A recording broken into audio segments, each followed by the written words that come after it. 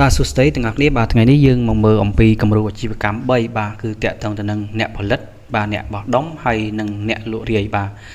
អញ្ចឹងនៅក្នុងគំរូអាជីវកម្មបាទយើងឃើញថាមានអាជីវកម្មបាទក្នុង3ទម្រង់បាទបើយើងនិយាយទៅគឺមាន3ទម្រង់សម្រាប់ប្រតិបត្តិការបាទមានដូចជាតាក់ទងទៅនឹងបាទគឺគេហៅថាអ្នកផលិតបាទគឺដូចជាមានដូចជារោងចក្របាទហើយនឹងមួយទៀតបាទគឺតាក់ទងទៅនឹងបាទគឺអ្នកបោះដុំបាទអញ្ចឹងគាត់ទទួលចេញពីហៅថាអាចថាចេញពីរោងចក្រឬក៏ចេញអីវ៉ាន់ចេញពីបាទអ្នកដែលចាយផ្សេងហើយគាត់ធ្វើការចាយបន្តបាទហើយមួយទៀតបាទគឺតាក់ទងទៅនឹងអ្នកលក់រាយបាទអញ្ចឹងសម្រាប់អាជីវកម្មទាំង3នេះបាទគឺតម្រង់របស់វាបាទគឺមានតម្រង់ខុសៗគ្នាបាទចឹងសម្រាប់អាជីវកម្មនីមួយៗបាទនៅពេលដែលយើងទៅមើលបាទតាក់ទងទៅនឹងប្រតិបត្តិការក៏ដូចជាតាក់ទងទៅនឹងដំណើរការនៃក្នុងអាជីវកម្មមួយបាទគឺ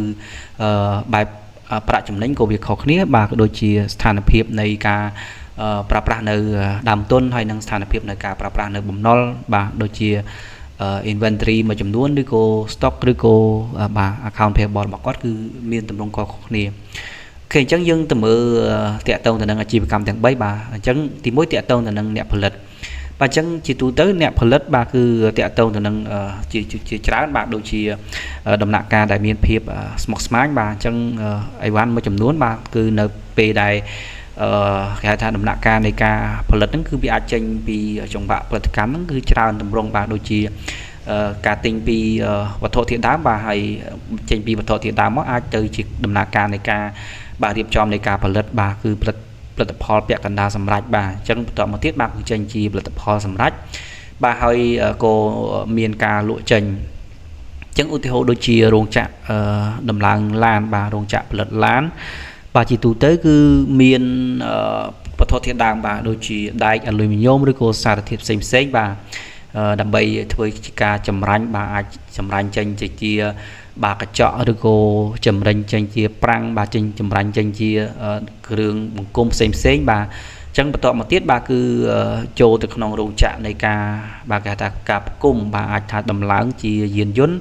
បាទហើយមានការបាញ់ពណ៌ឬក៏ដំណាក់កាលចុងក្រោយបាទគឺចេញជារូបរាងឡានហើយធ្វើការលក់បន្តបាទអញ្ចឹងនៅក្នុងដំណាក់កាលអាជីវកម្មបែបគេហៅថាបែបរោងចក្របាទគឺមានភាពស្មុគស្មាញហើយការប្រើប្រាស់ដើមទុនបាទក៏ដូចជាការវិនិយោគបាទទៅលើគេហៅថាទ្រព្យសកម្មមួយចំនួនដែលមានរយៈពេលវែងបាទដូចជា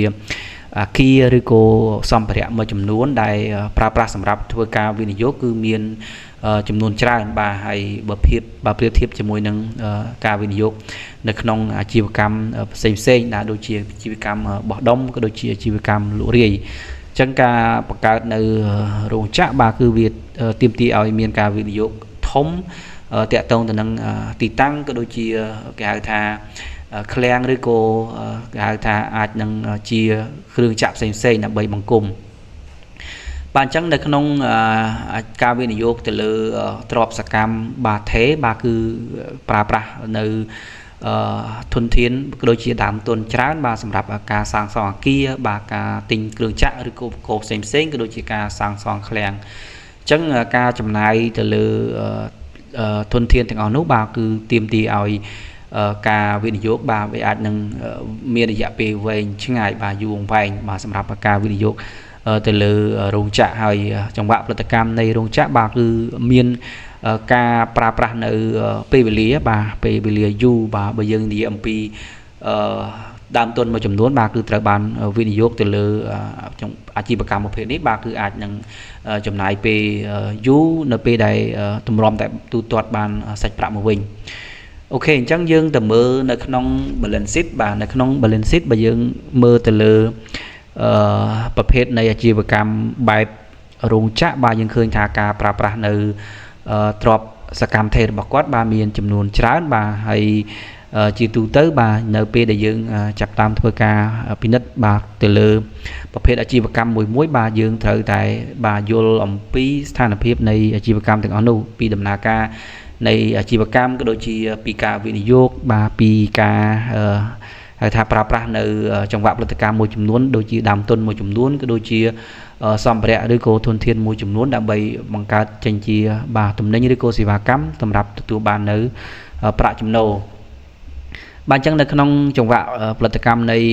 ប្រភេទអាជីវកម្មដែលជារោងចក្រគឺទាមទារឲ្យមានការវិនិយោគច្រើនបាទទៅលើទ្រព្យសកម្មថេរបាទហើយការវិនិយោគនោះបីអាចនឹងបាទផ្ដល់នៅជំរុញនៅប្រាក់ចំណេញបាទពីមួយឆ្នាំទៅមួយឆ្នាំបាទអញ្ចឹងវាអាចបង្កើនតាមរយៈការប្រើប្រាស់នៅសម្ភារៈដូចជាឧបករណ៍មួយចំនួននៅពេលដែលយើងធ្វើការវិនិយោគហើយជាទូទៅបាទគឺនៅក្នុង balance sheet យើងអាចឃើញថាទ្រព្យសកម្មថេរបាទមានចំនួនច្រើនបើធៀបជាមួយនឹងបាទទ្រព្យសកម្មផ្សេងបាទហើយការប្រើប្រាស់បំណុលបាទក៏ច្រើនផងដែរបាទជាពិសេសគឺបំណុលដែលមានរយៈពេលវែងបាទរយៈពេលវែងបាទគឺការកម្ចីបាទគឺច្រើនបាទតិចជាងអាជីវកម្មដែលគេហៅថាដូចជាអាជីវកម្មបោះដុំឬក៏អាជីវកម្មចាយចាយបាទគឺតាក់ទងទៅនឹងការប្រើប្រាស់បំណុលរយៈពេលខ្លីបាទមានចំនួនច្រើនដែរដោយសារតែការតម្រូវការនៅដើមទុនបាទគឺគាត់គត់គង់ទៅលើតែចង្វាក់នៃផលិតកម្មឬក៏ចង្វាក់នៃអាជីវកម្មរបស់គាត់ក្នុងរយៈពេលខ្លីបាទដូចទៅវិញសម្រាប់រោងចក្រឬក៏អាជីវកម្មដែលធ្វើការផលិតបាទគឺចង្វាក់ផលិតកម្មរបស់វាបាទមានរយៈពេលវែងបាទអញ្ចឹងការប្រើប្រាស់ដើមទុនវិនិយោគបាទគឺភាគច្រើនបាទគឺការកម្ចីបាទគឺអាចថាយកទៅវិនិយោគទៅលើបាទ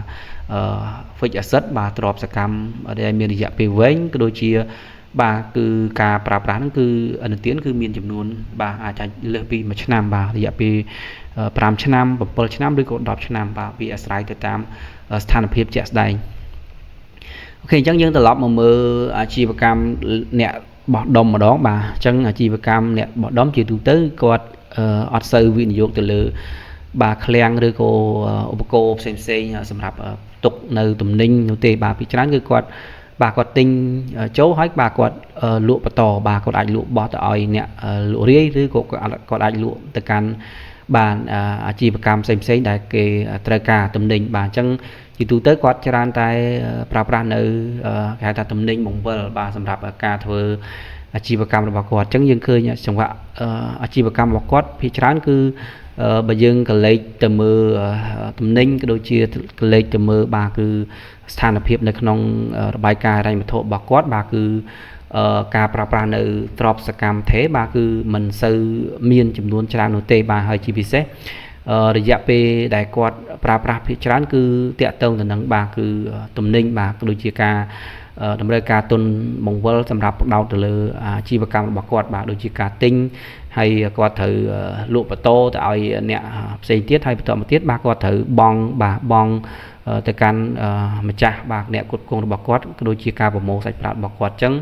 ក្នុងចន្លោះពេលនេះបាទគឺគាត់ត្រូវការទុនបង្វិលហើយសម្រាប់ឥណទានដែលគាត់ខ្ចីបាទភាគច្រើនគឺជាឥណទានដែលមានរយៈពេលកម្ចីខ្លីបាទក្រោម1ឆ្នាំជាទូទៅបាទសម្រាប់ប្រភេទអាជីវកម្មបែបនេះគឺយកភាគច្រើនគឺផ្ដោតទៅលើតែទុនបង្វិលបាទឬក៏គេហៅថាប្រាក់សម្រាប់បាទទ្រទ្រង់ទៅលើអាជីវកម្មបាទក្នុងរយៈពេលខ្លីបាទអញ្ចឹងយើងក៏លេខមកមើលនៅក្នុង balance sheet របស់គាត់បាទយើងឃើញថាការប្រើប្រាស់ទៅលើបាទទៅលើ inventory បាទគឺអាចថាច្រើនបាទអញ្ចឹងនៅពេលដែលយើងចាប់ផ្ដើមធ្វើការពិនិត្យបាទភាគច្រើនគឺនៅក្នុង inventory ដោយសារតែគាត់ធ្វើការទិញទំនិញបាទអញ្ចឹងគាត់ទិញទំនិញហើយគាត់ធ្វើការលក់បន្តបាទឬក៏គាត់អាចត្រូវការពេលវេលាដើម្បី stop ទុកទំនិញហ្នឹងក្នុងរយៈពេលណាមួយបាទអញ្ចឹងទំនិញរបស់គាត់ក៏ដូចជាសាច់ប្រាក់របស់គាត់វាតោងភ្ជាប់ពីច្រើនទៅក្នុងទំនិញបាទហើយមួយទៀតបាទគឺគាត់អាចថាលក់បាទនៅពេលដែលគាត់ទិញទំនិញហើយបាទគាត់លក់បន្តទៅឲ្យអ្នកដែលគាត់បោះគេអាចថាលក់រាយបាទអញ្ចឹងអាចលក់រាយឬក៏អ្នកបោះដុំផ្សេងទៀតអញ្ចឹងការប្រមូលសាច់ប្រាក់មកវិញបាទនៅក្នុងរយៈពេលដែលគាត់ឲ្យកំណត់ពេលវេលាជាក់លាក់បាទអាចថា3ខែ1ខែឬក៏បាទ2ខែអាស្រ័យទៅតាមរយៈពេលនៃការកំណត់បាទគឺអាចនឹងសាច់ប្រាក់របស់គាត់បាទត្រូវគេហៅថាកត់ត្រានៅក្នុងគណនីដែលត្រូវទូទាត់បាទអញ្ចឹងនៅក្នុង balance sheet យើងឃើញថានៅក្នុងចង្វាក់អាជីវកម្មប្រភេទបែបលក់គេហៅថាបោះដុំគឺភាគច្រើនគឺយើងឃើញថានៅក្នុង account receivable ក៏ដូចជា inventory ក៏ដូចជា account payable របស់គាត់បាទមានចំនួនច្រើន ហើយជាពិសេសគឺការប្រើប្រាស់ទៅលើអនុទានបាទរយៈពេលខ្លីបាទគឺក្រោមមួយឆ្នាំឬក៏12ខែចុះក្រោមហ្នឹងគឺមានចំនួនច្រើនបាទអញ្ចឹងនៅពេលដែលយើងចាប់ផ្ដើមទៅមើលអាជីវកម្មប្រភេទបោះដុំបាទយើងអាចធ្វើការពិនិត្យទៅលើស្ថានភាពនៅក្នុង balance sheet របស់គាត់បាទមានដូចជា account receivable inventory ហើយនឹងការគេថា account payable ដែលគាត់ត្រូវទូទាត់មួយទៀតគឺតាក់ទងទៅនឹងអនុទានបាទរយៈពេលខ្លី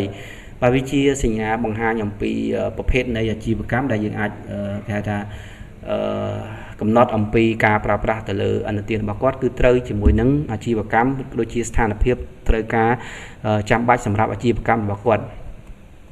បាទអញ្ចឹងចុងក្រោយបាទគឺយើងឃើញទាំងអស់គ្នាគឺសម្បូរបាទគឺតាក់ទងទៅនឹងអ្នកលក់រាយបាទអញ្ចឹងអ្នកលក់រាយបាទយើងឃើញថាអាជីវកម្មប្រភេទនេះបាទมันមានភាពអីសាំញ៉ាំច្រើននោះទេបាទគឺអាចទទួលទំនិញបាទពីរោងចក្រឬក៏ទទួលទំនិញចេញមកអំពី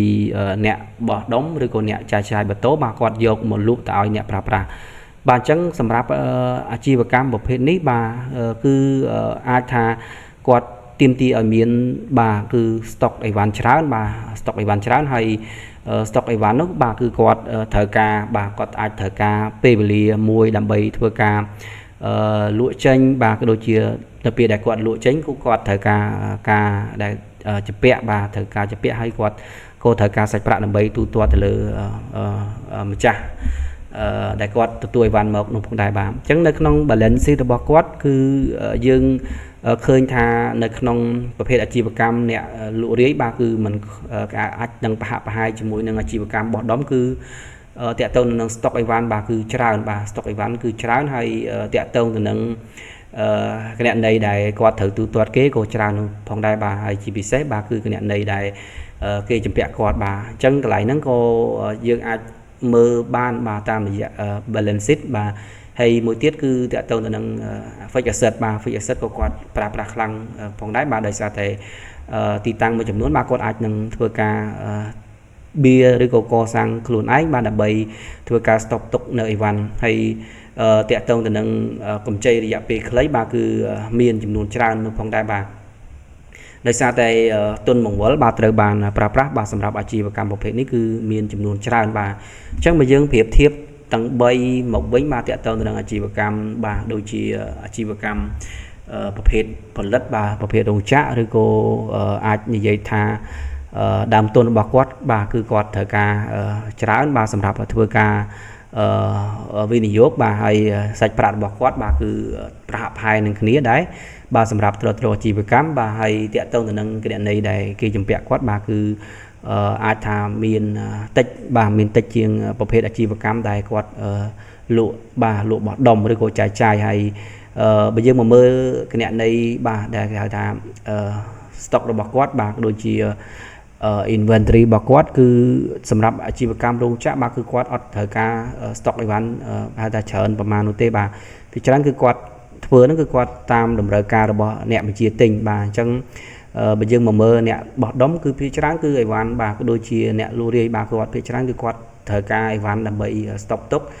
ដើម្បីធ្វើការលក់ម៉ូតូបាទហើយជាពិសេសបាទគឺនៅក្នុងទ្រព្យសកម្មថេរមួយចំនួនបាទគឺសម្រាប់រោងចក្រគឺមានចំនួនច្រើនបាទហើយសម្រាប់ប្រភេទអាជីវកម្មបោះដុំគឺអត់សូវប្រើប្រាស់នៅទ្រព្យសកម្មថេរច្រើននោះទេបាទដោយសារតែគាត់ទិញអីវ៉ាន់ពីគេហើយគាត់ត្រូវការបោះម៉ូតូគេអញ្ចឹងក្នុងរូបភាពនេះបាទយើងអាចសន្និដ្ឋានបានថានៅពេលដែលយើងចាប់ផ្ដើមទៅមើលអាជីវកម្មបាទប្រភេទអាជីវកម្មដែលភ្ញៀវឬក៏គាត់ត្រូវការអនុទានបាទយើងអាចឃើញថាអាជីវកម្មរបស់គាត់មួយចំនួនវាអាចថាត្រូវជាមួយនឹងប្រភេទនៃអាជីវកម្មបាទពេលខ្លះគាត់លក់បោះដុំនោះទេបាទប៉ុន្តែដល់ពេលយើងទៅមើលការវិនិយោគរបស់គាត់គាត់ប្រើប្រាស់ទៅលើទ្រព្យសកម្មដូចការកសាងឃ្លាំងច្រើនបាទអញ្ចឹងវាកប់លុយបាទវាកប់លុយធ្វើឲ្យចរន្តលុយរបស់គាត់វាអាចនឹងស្ទះនៅក្នុងដំណើរការបាទរយៈពេលវែងហើយអាជីវកម្មរបស់គាត់បាទវាអាចនឹងមិនទទួលបានចំណេញឬក៏ប្រើប្រាស់នៅទ្រព្យសកម្មថេរហ្នឹងគឺมันអាចនឹងគុតគង់គ្រប់គ្រាន់បាទសម្រាប់ការលក់របស់គាត់បាទដោយសារតែលុយរបស់គាត់បាទត្រូវបានកប់មួយចំនួនទៅលើការវិនិយោគប្រភេទបាទ asset ដែលមានរយៈពេលវែងបាទអញ្ចឹងដូចគ្នាផងដែរបាទបើសិនជា គាត់ជាអ្នកបោះគេហៅថាលក់អីវ៉ាន់លក់រាយបាទដល់ពេលដែលយើងកលេចទៅមើល stock អីវ៉ាន់របស់គាត់បែរជានៅក្នុង stock នោះវាអត់មានបាទហើយអីវ៉ាន់មួយចំនួនបាទត្រូវបានផុតកំណត់ផុតសុពលភាពបាទហ្នឹងគឺជាហានិភ័យនៃការប្រឈមបាទទៅលើអាជីវកម្មប្រភេទនេះផងដែរបាទហើយនៅក្នុងគំរូអាជីវកម្មមួយបាទគឺអាចនឹងប្រៀបធៀបបាទអាចនឹងខុសៗគ្នាបាទទៅលើgross profit margin បាទដូចជា net profit margin បាទអញ្ចឹងសម្រាប់អាជីវកម្មដែលប្រភេទបោះដុំគឺអត់សូវចំណេញប្រមាណនោះទេបាទហើយប្រភេទ